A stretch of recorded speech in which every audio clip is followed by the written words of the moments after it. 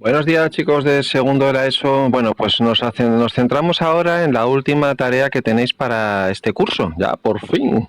Y es una tarea de repaso de todo lo que hemos dado de arte, ¿no? Desde el románico y el arte musulmán hasta el Renacimiento y el Barroco. Este va a ser común tanto para los de bilingüe como los que no. Los de bilingüe lo hacéis en inglés, porque hemos dado todo el arte en inglés, y los de Lola, pues lo hacéis como siempre, ¿vale? Muy bien, pues nuestra tarea va a consistir fundamentalmente en clasificar obras de arte, fundamentalmente de la arquitectura y de la pintura. Y bueno, pues en cualquier tarea de clasificación y de ordenar cosas, pues es conveniente siempre llevar un método. Por ejemplo, un cuarto de trabajo en los tiempos del coronavirus, en el que tenemos una biblioteca completamente desorganizada, en el que tenemos libros apilados y tenemos, bueno, pues que hacer una tarea de clasificación. Y lo que nos podemos plantear es, bueno, ¿y cómo hacemos esto? ¿No? ¿Qué orden podemos poner en esta biblioteca? Se puede hacer de muchas formas. Podemos partir, por ejemplo, inventarnos categorías que nos permitan ir clasificando, como puede ser, yo que sé, el color, como puede ser el tamaño del libro, como puede ser la disposición de las estanterías, como puede ser la temática. O también partir ya de categorías hechas y a partir de ahí nosotros pues vamos clasificando los objetos que tenemos, los libros, de acuerdo a si entran o no dentro de una categoría. Bueno, pues eso es un poquito lo que vamos a hacer nosotros. Y esto lo vamos a hacer pues siguiendo ese método que conocéis ya de destrezas del pensamiento, que es seguir unas preguntas y a partir de esas preguntas pues se va a hacer desarrollar una tarea. Las preguntas que nos vamos a hacer es, en primer lugar, cuáles sean las categorías que vamos a utilizar para ordenar una cosa, which are the categories, cuáles son las características definitorias de cada categoría, which are the defining characteristics of each category, cuáles son las características de cada objeto, la pregunta 3, y en qué categoría debe ser incluido cada objeto que vamos a analizar, ¿vale? Esto lo tenemos tanto en inglés como en español, es lo mismo. Muy bien, pues entonces, si nos metemos en el arte y todo lo que hemos visto este año, ¿cuáles son las categorías básicas en los que podemos clasificarlos? Pues van a ser los estilos artísticos que hemos visto. Y esos estilos artísticos, que seguro que podéis recordar, por lo menos esto sí lo podéis recordar, pues fundamentalmente, aunque hemos visto más, son 5.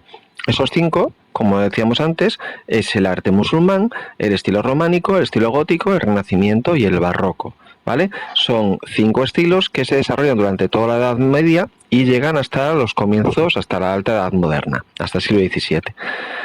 Bien, y entonces vamos a intentar ahora definir muy bien en qué consiste cada una de las categorías para saber después dónde tiene que ir cada objeto que vayamos a estudiar. Entonces, cuando nosotros queremos definir un estilo, pues lo podemos definir de acuerdo con estas características de aquí arriba. Sus características generales, elementos arquitectónicos, elementos decorativos, qué materiales utilizan y cuáles son sus construcciones típicas. Aquí tenéis un ejemplo, ¿no?, de construcciones típicas, pues las mezquitas son típicas de la cultura musulmana, del arte musulmán. El trabajo en piedra es típico del románico. El uso de pináculos como elementos decorativos pues es muy propio del gótico. Los órdenes clásicos, jónico, corinto y dórico, pues es muy típico del Renacimiento. Y una característica general, por ejemplo, del barroco es ese horror al vacío, horror vacui, que nos lleva a decorar todo lo que encontramos. Muy bien, pues aquí tenéis la primera parte del trabajo. Aquí tenéis un montonazo de características que tenéis que agrupar.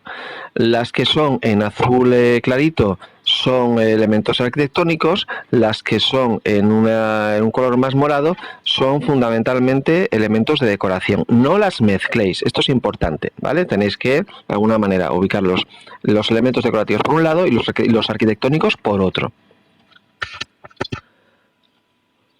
Si seguimos, aquí tenéis más cosas todavía. Aquí tenemos elementos generales, lo que está en verde, tenemos típicas construcciones, lo que está en naranja, y tenemos los materiales, lo que está en azul. Y tenemos que hacer exactamente lo mismo, ¿vale? Entonces, esto sería lo primero que deberíais hacer, colocando cada característica en su sitio adecuado. Antes de seguir, bueno, a ver, tenemos que tener en cuenta unas cosas. Hay algunos elementos que se pueden repetir en distintos estilos. Por ejemplo, el arco de medio punto pues aparece prácticamente en todos los estilos, o la construcción de determinados edificios.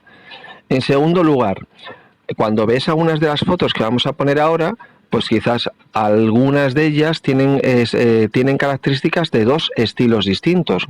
porque tarda mucho en construirse, porque es un añadido posterior, por un montón de razones que ya hemos visto durante el curso.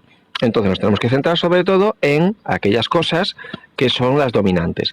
Y por otro lado también nos podemos encontrar edificios que aparentemente son muy puros de un estilo, pero que a lo mejor pues resulta que hay alguna característica que rompe. ¿Por qué? Porque los estilos no siempre, las obras no son siempre totalmente puras y hay distintas variantes. Y por último, para desarrollar esto, por favor, hacedlo por parejas. Pero esto significa que no lo hagáis en tríos.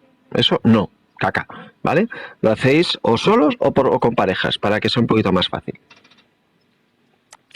Bueno, pues aquí tenéis un primer ejemplo, ¿no? Este es el Palacio de Carlos V de Granada y aquí tendríamos que colocar lo que es el nombre del palacio y después poner aquí sus características fundamentales y finalmente, de acuerdo con esas características, vamos a intentar plantear a qué categoría pertenece. Si lo hemos visto tranquilamente, pues nos daremos cuenta que es un palacio real, que tiene una flat vault, que es una bóveda plana, que cuenta con arcos romanos o arcos de medio punto en la pared, que es bastante horizontal, que es muy simétrica y proporcionada y que está fundamentalmente hecha con madera en la cubierta y con piedra. Y por último, una cosa muy importante, si os das cuenta aquí, los capiteles y la base son de estilo bastante clásico. Hay un friso, hay un dintel también y hay un capitel jónico, ¿vale? Por lo tanto, esto estaría muy claro dentro de la categoría del Renacimiento. Muy bien, pues entonces deberíamos hacer lo mismo con todas las imágenes que vienen a continuación. El monasterio de Silos, esto es un patio de un palacio de Graz en Austria, esto es el ábside de la catedral de Segovia, esto es la sala capitular de un monasterio que está en Orense, Oseira. Esto es una iglesia de Florencia, la de San Lorenzo. Esto de aquí es la fachada de la Catedral de Murcia, muy bonita. Esto es la cubierta del crucero de la Catedral de Sevilla, enorme. Esto es el Palacio del Dux, del que era podríamos llamar el primer ministro de Venecia, cuando era una república independiente. Esto es la Fontana di Trevi, en Roma. Esto, aunque la foto no es muy buena, esto es el claustro de la Catedral de Gloucester, en Inglaterra. Aquí se rodó alguna escena de Harry Potter. Esto es el ábside de la Catedral de Worms, maravilloso, me encanta. Esto de aquí es el courtyard del patio de la mezquita de Fez, muy famosa. Esto es un detalle de la fachada del convento de San Gregorio en Valladolid. Esto de aquí es una parte del cloister, del claustro de Santiago del Mar, de un monasterio. Esto de aquí es maravilloso. ¡Wow! Esto es el patio de uno de los palacios del Loira más famosos de Blaise, en Francia. Esto es la fachada de una catedral en Lima, en Perú, en América, ¿vale? ¿Por qué? Porque algunos estilos van a pasar, van a cruzar el charco y van a instalarse con fuerza en Sudamérica, las colonias españolas de la época. Esto es el Alcázar de Sevilla y su patio. Esto de aquí es el ábside de la Catedral de Pisa. Al lado tenéis la famosa Torre de Pisa, que tiene el mismo estilo. El monasterio de Batalla, que está muy cerquita de aquí, maravilloso. Y luego más cerca todavía, el monasterio de Guadalupe, lo que es la sacristía. La Catedral de Durham, de Inglaterra. Aquí también se grabó Harry Potter, por cierto. Y el Palacio de los Pereros. Esto está directamente sin salir de nuestra ciudad, ¿vale? Bueno, pues entonces lo que tendríamos que hacer sería ir rellenando cada una de estas fichas tal y como lo hemos hecho, con sus características y de acuerdo con esas características, a ver en qué categoría pueden entrar mejor. Aquí tenéis, son 4, estas dos últimas evidentemente no hace falta hacerlas.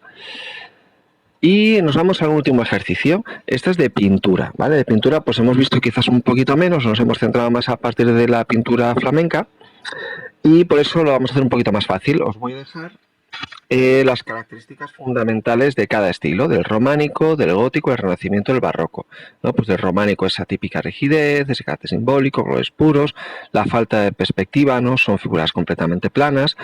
El gótico, fundamentalmente el gótico final del siglo XIV, siglo XV, en la escuela flamenca italiana. Si os acordáis, habíamos visto a Giotto y a Van Eyck. que es mucho más natural, mucho más realista, con muchos más detalles.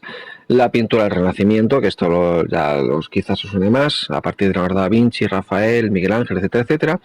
Y luego lo último que hemos visto del barroco, ¿no? Con esos contrastes de luz, del tenebrismo, como por ejemplo aparece en este cuadro de Caravaggio, que también hemos visto en algún otro vídeo anterior.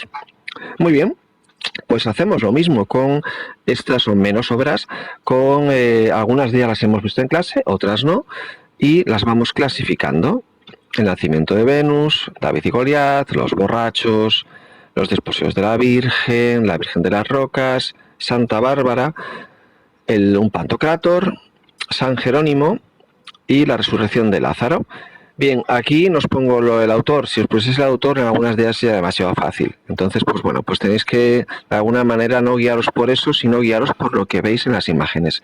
Y esto es todo, ¿no? Esta es la breve explicación que os quería dar de este pequeño tema, ¿vale?